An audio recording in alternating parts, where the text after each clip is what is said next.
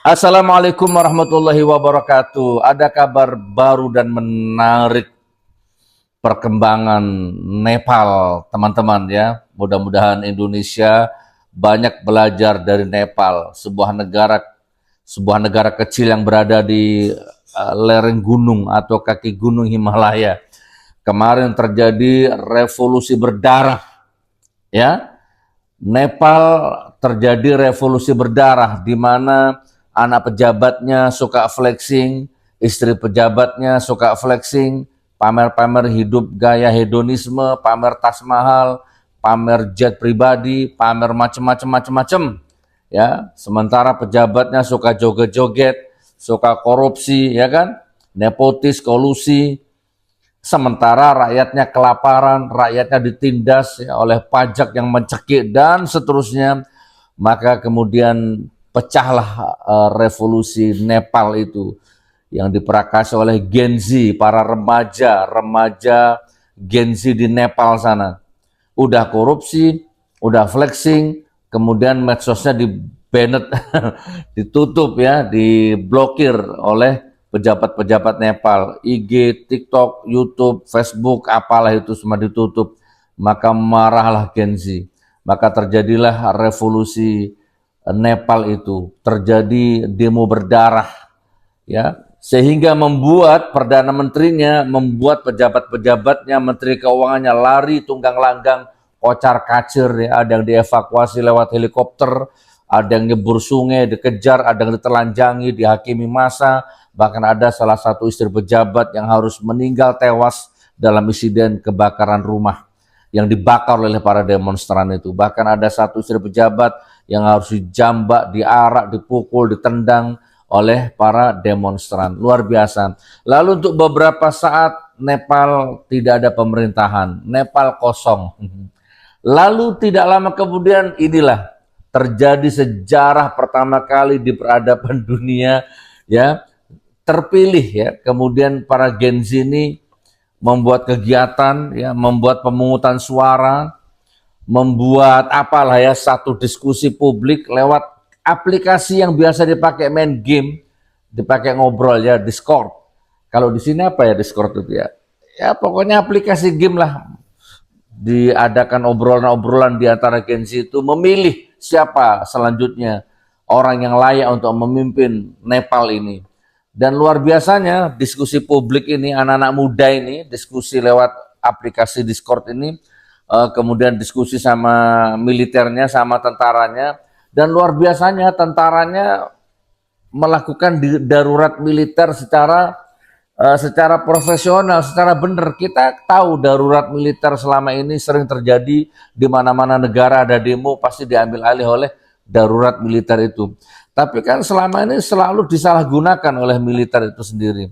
Ya, bukan mengamankan negara, bukan apa namanya, mengambil alih negara untuk menuju ke arah yang lebih aman, lebih baik, malah untuk politik yang oligarki yang berkelanjutan. Nah, kalau di Nepal ini tidak, teman-teman ya.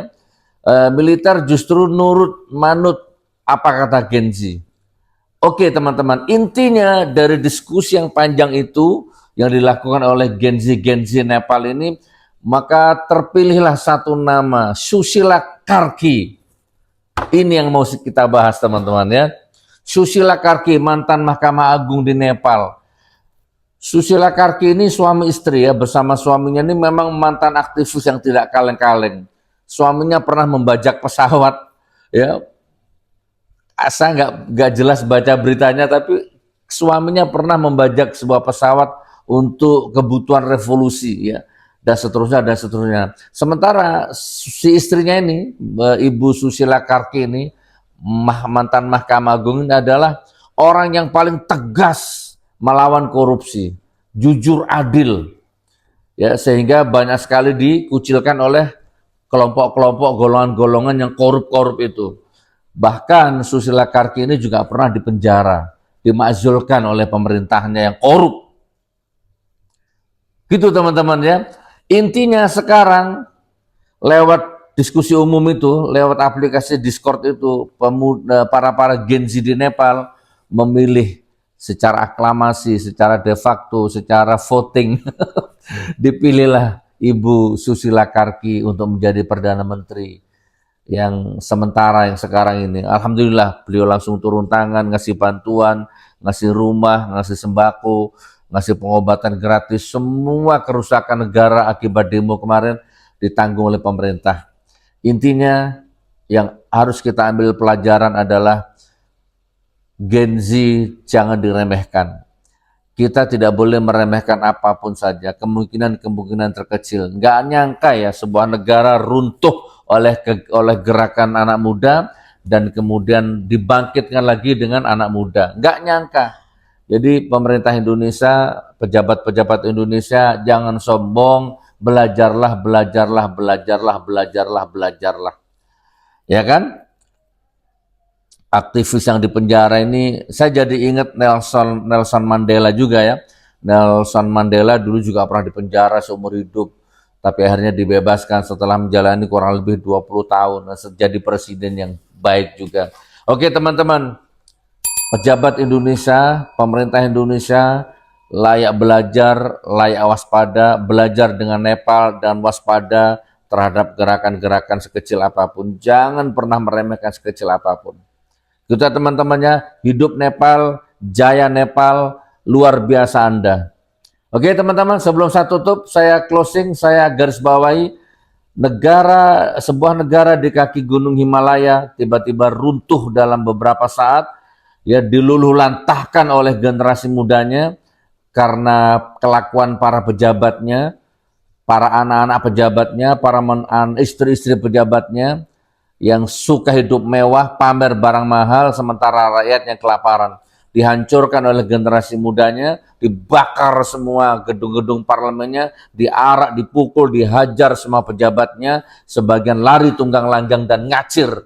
Maka sementara senyap Nepal, nggak ada pemerintahan, lalu kemudian para Gen Z tadi bertanggung jawab, ya Masya Allah, bertanggung jawab dengan tindakannya, maka dilakukan diskusi publik, ngobrol ngalor ngidul dengan serius lewat aplikasi game.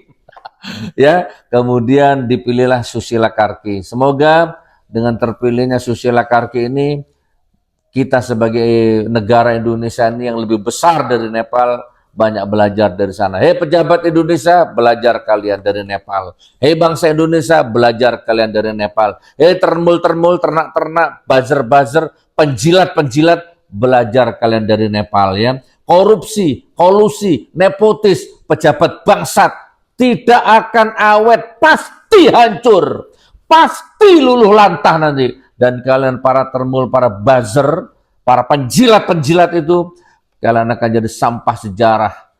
Mati mengenaskan. Kalau nggak mati ragamu, mati nyawamu, mati masa depanmu, mati nama baikmu. Assalamualaikum warahmatullahi wabarakatuh.